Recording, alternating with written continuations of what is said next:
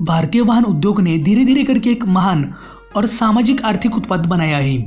भारत में वाहन उद्योग एक महत्वपूर्ण उद्योग है।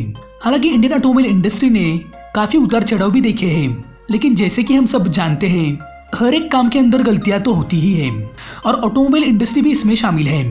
तो आज की इस वीडियो में हम इंडियन ऑटोमोबाइल्स की उन गलतियों पर नजर डालेंगे जिन्होंने इसे कुछ हद तक पीछे ढकेला था। इन मिस्टेक्स ने न केवल भारतीय ऑटोमोबाइल इंडस्ट्री पर असर डाला था, बल्कि कस्टमर के मन में भी दुविधा बनाई थी। तो आज इस वीडियो में हम उन्हीं गलतियों पर नजर डालेंगे जिन्होंने इंडियन ऑटोमोबाइल्स को बहुत कुछ सिखाया था। तो चलिए आज के वीडियो को शुरू करते हैं। ऐसा हर वक्त कहा जाता था कि टाटा मोटर्स की क्वालिटी बेहद खराब है। शुरुआती दिनों में पैसेंजर व्हीकल मैन्युफैक्चरिंग का कोई भी एक्सपीरियंस ना होने की वजह से टाटा मोटर्स के कार्स में क्वालिटी से रिलेटेड बहुत से बड़े प्रॉब्लम थे। टाटा इंडिका के अंदर शुरुआत में दिक्कतें थी, जिन्हें बाद में जाकर फिक्स तो किया गया था, पर टाटा का नाम खराब था। आजकल भले ही टाटा के कार्स में क्वालिटी से रिलेटेड कोई भी प्रॉब्लम ना हो, पर साल 2011 में टाटा मोटर्स के एनुअल रिपोर्ट में बहुत बड़ी गलती हो गई थी।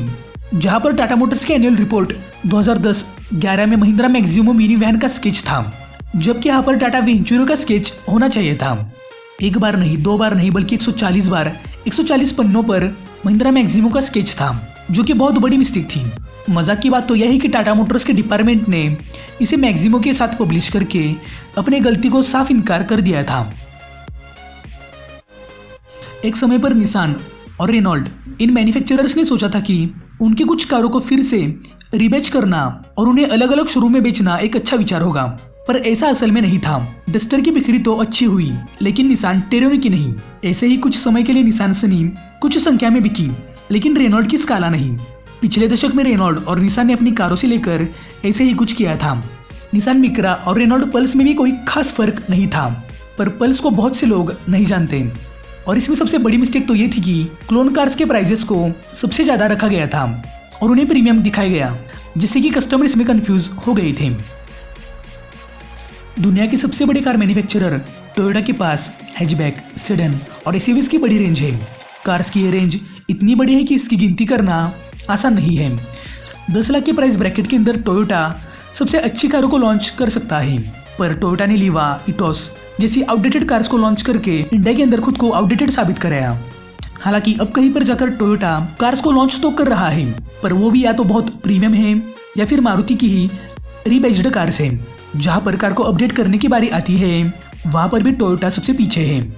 ऐसा ही चलता रहा तो टोयोटा को भी भारत से जाते देर नहीं लगेगी।